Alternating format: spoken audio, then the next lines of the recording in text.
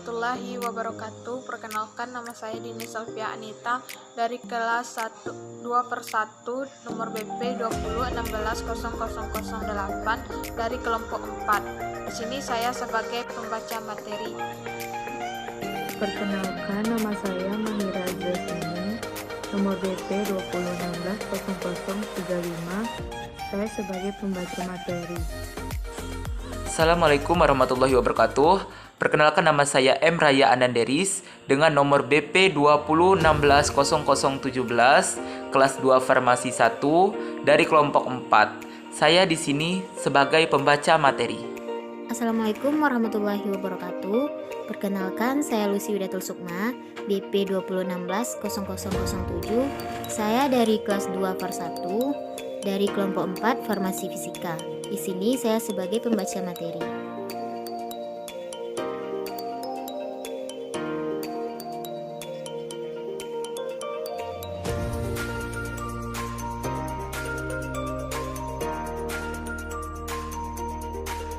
Dari pulva. Powder adalah fine partikel yang merupakan hasil dari penghancuran atau penghalusan substrat kering. Powder adalah sistem dispersa terdiri dari fase padat yang terdispersi dalam fase gas sebagai fase luar, di mana fase dalam saling bersentuhan satu sama lain. Di sistem ini dinamakan sistem koheren. Teori hancurnya partikel. Dalam mesin penghalus partikel ditekan dan akan dihaluskan melalui daya kontak. Apakah kontak ini terjadi antara partikel-partikel yang berdekatan atau partikel bagian pengeras saja belum begitu jelas. Daya tenaga kontrak merubah partikel dan akan terjadi di tegangan, mana tegangan ini terdistribusi dalam partikel secara ruang dan sangat tergantung pada sifat perubahan tersebut. Selanjutnya itu densitas dan porositas pulva. Definisi density. Density adalah berat per satuan volume. Jadi satuannya adalah satuan massa per satuan volume. Semakin tinggi massa jenis saat suatu benda, maka semakin besar pula massa setiap volumenya. Pada partikel yang mempunyai pori-pori dalam dan pori-pori antar partikel akan sulit menentukan volumenya. Densitas dan porositas pulva. Macam-macam density pulva. Density murni adalah kerapatan dari bahan padat sebenarnya tanpa pori-pori, baik pori-pori dalam maupun pori-pori antar partikel. Yang kedua, density bulk atau density nyata, jenis tanpa goncangan dari sejumlah material yang diketahui beratnya biasanya ditimbang 100 gram, dimasukkan hati-hati ke dalam gelas ukur 200 ml. Permukaan serbuk diratakan dengan pinsel brush sehingga volume dapat langsung dibaca. Dari berat dan volume dapat dicari bulk density. Yang ketiga, density mampat atau bulk density tap, yaitu bobot jenis setelah goncangan melalui mekanisme penggoyangan atau penghentakan dari material dalam gelas ukur pada keadaan scut volume adalah mungkin untuk memberikan energi pada masing-masing partikel, di mana energi ini digunakan untuk mengatasi gaya gesekan antar partikel, sehingga dengan demikian terjadilah keadaan orientasi partikel yang cukup tinggi. Alat yang digunakan adalah tap volumeter atau stem volumeter. Yang ketiga, density granul adalah hasil bagi antara berat partikel dengan volume totalnya, termasuk volume pori-pori. Porositas adalah perbandingan antara volume total pori dengan volume total serbuk, yang mana semakin besar nilai porositas mengakibatkan sifat alur granul semakin jelek. Porositas pulva sangat penting dalam bidang farmasi, karena dalam pembuatan suatu senyawa, padatan serbuk membutuhkan pori-pori. Pori yang dibutuhkan untuk 1. Meningkatkan luas permukaan suatu padatan, meningkatkan wettability suatu sediaan sehingga mudah terbasahi. Yang ketiga, menentukan tingkat compressibility suatu padatan. Pori terbagi dua, yaitu pori dalam atau linieren poren. Yang kedua, pori antar partikel. Porositas dan porositas pulpa. Faktor-faktor yang mempengaruhi porositas yang pertama ada susunan butir, ukuran, distribusi pori, sementasi, dan bentuk. Aplikasi porositas yang pertama ada kecepatan desintegrasi sediaan formasi. Yang kedua ada kecepatan adsorpsi bahan lain seperti pelarut pada ekstrak, juga tergantung pada pori zat padat. Yang ketiga ada kecepatan disolusi. Luas permukaan spesifik partikel atau mikrometrik. Menurut Dalla Valle, ilmu partikel dituangkan dalam mikrometrik, yaitu suatu ilmu dan teknologi yang mempelajari tentang partikel kecil, terutama mengenai ukuran partikel. Ukuran partikel dalam bidang formasi sangat penting karena berhubungan dengan kestabilan suatu sediaan. Ukuran partikel juga menentukan sistem dispersi farmaseutik. Selanjutnya ada metode penentuan ukuran partikel. Yang pertama ada pengayakan. Metode pengayakan merupakan metode yang sederhana dengan menggunakan alat atau mesin seperti ayakan, tetapi memiliki aturan kecepatan dan ukuran ayakan tertentu dan telah dikalibrasi. Metode ayakan ini hanya bisa untuk bahan-bahan yang mempunyai ukuran minimal 44 mikrometer atau ayakan nomor 325. Oke teman-teman, saya di sini akan menjelaskan tentang metode penentuan partikel.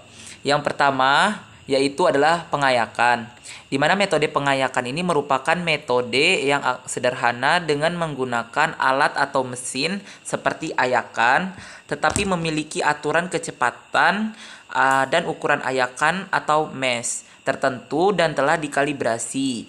Metode ayakan ini hanya bisa untuk bahan-bahan yang mempunyai ukuran minimal 44 mikrometer atau ayakan nomor 325. Lalu yang kedua adalah mikroskopik optik. Pengukuran partikel dengan menggunakan metode mikroskopik biasanya untuk pengukuran partikel yang berkisar dari 0,2 mikrometer sampai kira-kira 100 mikrometer. Metode ini dapat digunakan untuk menghitung partikel pada sediaan suspensi dan emulsi. Manakala sediaan tersebut terlebih dahulu diencerkan, kemudian diletakkan pada slide dan kemudian dilihat di mikroskop dengan standar slide mikrometer. Jumlah partikel yang berada dalam area jangkauan ukuran tertentu dihitung satu persatu dan kemudian hasil hitungnya kemudian dimasukkan ke dalam analisis data. Sedangkan yang ketiga adalah sedimentasi, di mana proses sedimentasi ini atau pengendapan adalah suatu metode yang digunakan untuk mengukur diameter partikel berdasarkan prinsip ketergantungan laju sedimentasi partikel pada ukurannya. Dan yang keempat adalah pengukuran volume partikel atau disebut dengan Coulter counter.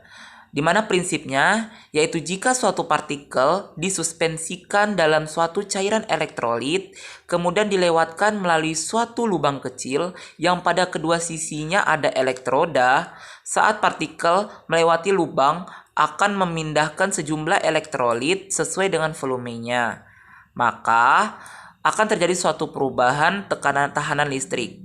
Laju perhitungan yaitu 4000 partikel per detik. Kegunaan dari metode ini adalah menyelidiki efek zat antibakteri terhadap pertumbuhan dari mikroorganisme tersebut. Lalu ada namanya alat Enslin, yaitu di mana ada daya penyerapan cairan menggunakan alat Enslin tersebut, di mana daya penyerapan suatu substan adalah banyaknya cairan dalam gram per sentimeter kubik yang dapat diserap oleh 1 gram substan tersebut. Daya penyerapan cairan atau biasa kita sebut dengan bilangan Enslin di sini itu adalah banyaknya air dalam gram yang dapat diserap secara maksimal oleh 1 gram substan setelah waktu maksimum 15 menit. Contohnya, W itu bilangan Enslin 4/1,3. Artinya tersubstan setelah waktu 4 menit itu dapat menyerap air sebanyak 1,3 gram. Sekian dari saya, terima kasih. Nah, selanjutnya yaitu pada alat Enslin ini, daya serap air berhubungan dengan mekanisme hancurnya suatu tablet. Penyerapan air oleh tablet merupakan tahap awal dari setiap proses desintegrasi. Nah, daya serap air ini juga merupakan tahap awal dari proses hancurnya suatu tablet. Daya serap tablet ini dipengaruhi oleh porositas, ukuran pori, dan kontak sudut dengan pori. Suatu desintegrasi tablet tidak dapat terjadi jika air tidak masuk ke dalam tablet. Adapun faktor yang mempengaruhi penetrasi air yaitu porositas tablet, di mana tergantung kompresi dan kemampuan penyerapan air dari material yang dipakai. Daya serap air tablet sangat bergantung pada kemampuan daya serap air granum atau massa penyusun tablet.